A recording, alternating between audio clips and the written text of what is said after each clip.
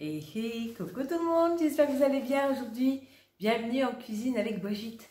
Bienvenue sur ma chaîne où je vous fais des recettes légères et gourmandes. Voilà, si tu es nouveau sur cette chaîne, tu n'hésites pas. Tu t'abonnes en cliquant sur la petite cloche.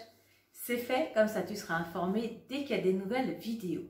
Alors, moi je ne sais pas vous, mais je cherchais toujours ces flans non sucrés avec des parfums différents et j'ai un peu galéré. Alors beaucoup d'entre vous m'ont dit, moi je les commande sur internet ou j'ai trouvé à Intermarché. Moi malheureusement je ne les trouvais pas. Et sinon, ben, je me suis dit comment je peux faire. L'autre fois que j'ai fait la panna cotta, je me suis dit, mais après tout, peut-être qu'avec que du lait, on doit pouvoir faire des flans. Et j'ai testé le flan au chocolat et ça a été une vraie réussite. Alors, je ne sais pas, je ne veux pas faire de marque, mais je ne sais pas si vous connaissez les yaourts fermes et fondants au chocolat ou au caramel ou d'autres parfums qu'il y a. Et bien, je suis retombée sur exactement la même texture que ces yaourts, mais en beaucoup moins calorique. En plus, là, je peux y mettre les parfums que je veux. Moi, j'ai de la chance de trouver pas mal d'arômes. Là, j'ai un arôme coco. Là, vous allez voir, je vais le faire avec du cacao en poudre. Mais vous pouvez faire avec du café lyophilisé, vous pouvez faire avec, j'ai envie de dire, un arôme citron, avec les parfums de votre choix. Bon, et ben on va s'attaquer à tout ça. Je te mets la liste des ingrédients et on se retrouve tout de suite après.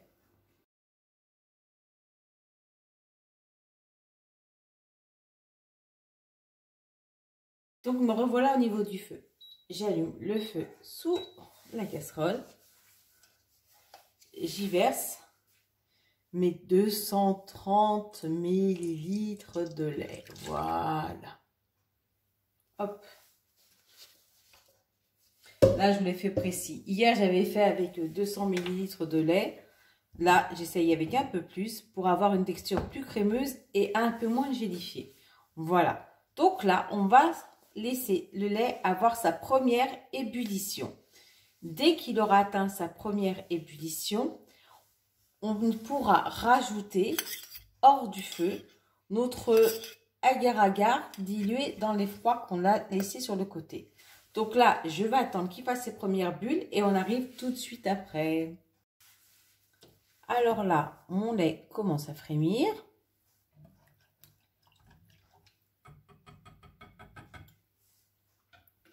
Il commence à faire ses premières bulles.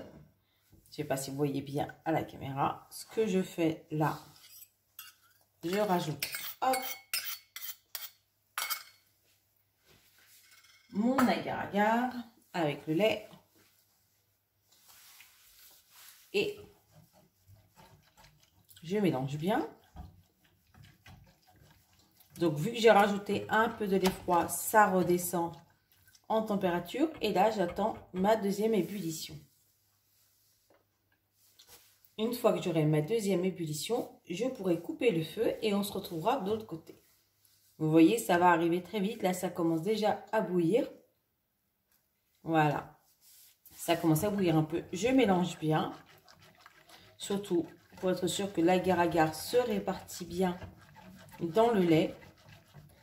Ça va commencer alors à devenir avec une autre texture. C'est légèrement perceptible, mais pas trop. Voilà. Là, je vais couper mon feu et on se retrouve de l'autre côté. Voilà, mon lait a bien bouilli. Ce que je fais maintenant, c'est que j'y rajoute mon édulcorant. Alors, pareil, toujours au goût de chacun. Mettez la quantité qui vous convient, si vous êtes très sucré ou très peu sucré. Voilà. Pour ma part, je vais y rajouter du cacao en poudre. Donc, la dernière fois que je l'ai fait, je me suis retrouvée avec plein de grumeaux. Donc, là, maintenant, je vais le tamiser. Je mets l'équivalent d'une cuillère à soupe, moi, de cacao en poudre. Par contre, ce que je peux vous conseiller, là, on a fait 250 ml de lait. Vous pouvez très bien, là, à cette étape-là, diviser votre lait en deux et y donner des parfums différents. Voilà. Donc là, je viens de rajouter ma cuillère à soupe de cacao en poudre, ce qui me fait à peu près 10 g de cacao. Je le tamise au-dessus de ma casserole pour éviter les grumeaux. Parce que l'autre fois, je me suis retrouvée avec des tas de petits grumeaux. Voilà. Je remue, je mélange tout ça et je vous retrouve tout de suite après. Moi, j'avais gardé, vous savez, ces petits moules de yaourt en verre. Donc, je vais pouvoir couler dedans directement mon flan. Voilà. Voilà pour un. Et voilà pour l'autre. Hop, on va essayer de mettre à niveau pour pas qu'il y ait de jaloux. Et voilà. Je vous montre ça. Donc, j'ai 2 petits pots de flan au chocolat. Je les laisse refroidir un peu à l'air libre et je vais les mettre au frigo pendant 1 heure. Allez, à tout à l'heure. Ah, ils sont restés 1 heure au frais et tadam! Regardez, même pas peur, ça se renverse pas. Magnifique, non?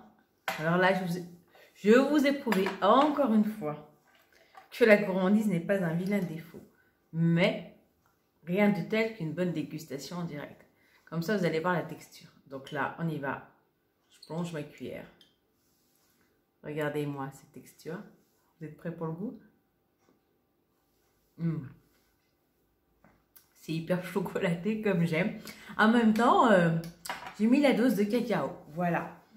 C'est super bon. Ça n'a rien à envier à ceux que vous achetez dans le commerce. Loin de là.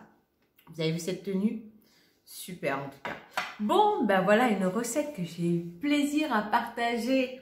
Elle est top celle-ci, franchement. Et très simple, hein. Voilà. Bon, ben t'hésites pas, comme d'habitude. Tu commentes, tu likes, tu lâches des pouces, tu t'abonnes.